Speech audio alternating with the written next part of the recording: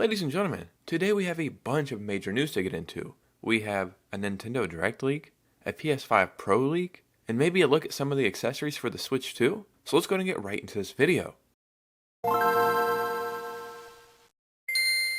So we all knew once we started to get to this part of the year and all the events were happening, that's when all the news starts coming out, and it really seems like we're about to get some major news.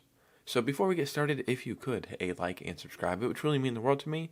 Let's go and get right into this video. So when thinking about the Switch 2 and what it's going to be like, play like, and the accessories, I feel like they had some ideas for the Switch that maybe didn't work out the way they wanted them to, and I feel like we're going to see some of that implemented into the Switch 2, and I'm pretty sure the same thing happened with the Wii U.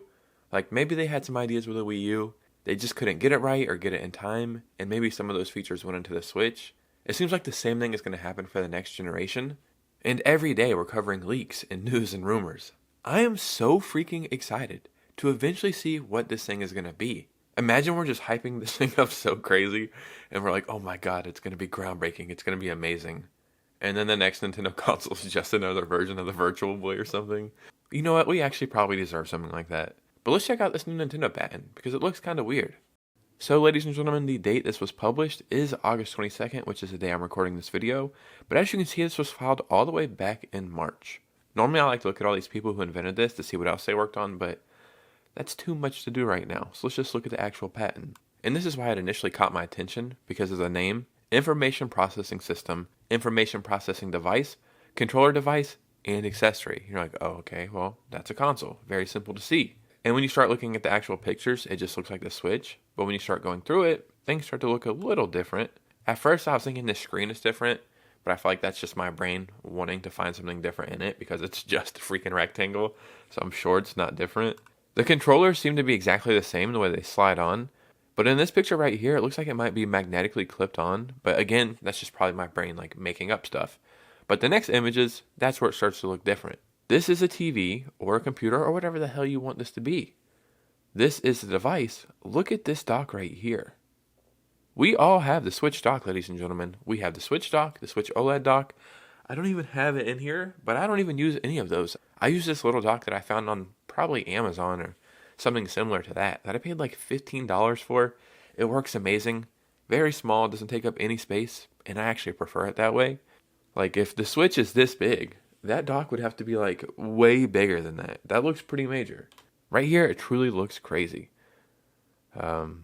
Obviously, it goes down, and then this is the power button, or like the power light, I'm assuming.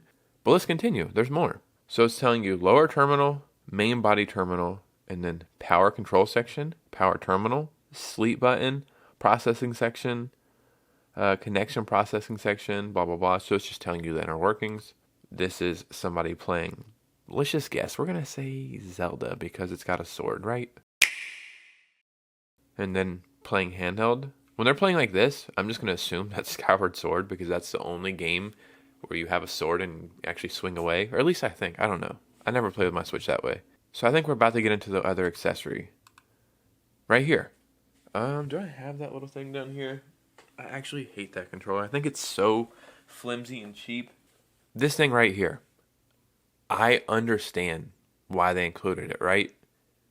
I freaking hate this thing. If I didn't want to seem like a deranged person, I would just snap this right now. Because I think I would find some satisfaction doing that. Because that's just what it feels. Okay, let's not do that. But that's what it feels like in my hands. It feels like something you just want to snap off. And this obviously looks different than that. So would that be more comfortable if it was this way? I would assume not, right? This is how we normally hold that. Like that. That would hurt your wrist. That's already hurting my wrist, just turning my wrist that way. But maybe that's something that they're working on. Maybe like a new thing like this. And that's something I never thought about until this moment right now. If the Switch 2 is a better version of the Switch and is also going to have Joy-Cons, we would assume we get a new little grip like that to add our Joy-Cons to. And that's the first time that idea has ever popped into my little gamer brain. And then here's another version of it. So maybe that thing can turn like this, back and forth, maybe slide in and out. That would actually be kind of cool if it had a wider range of motion. But maybe these designs are something we could definitely see in the Switch 2. But the Switch 2 is not the only major console that we're all waiting for. Well, at least that some of us are waiting for.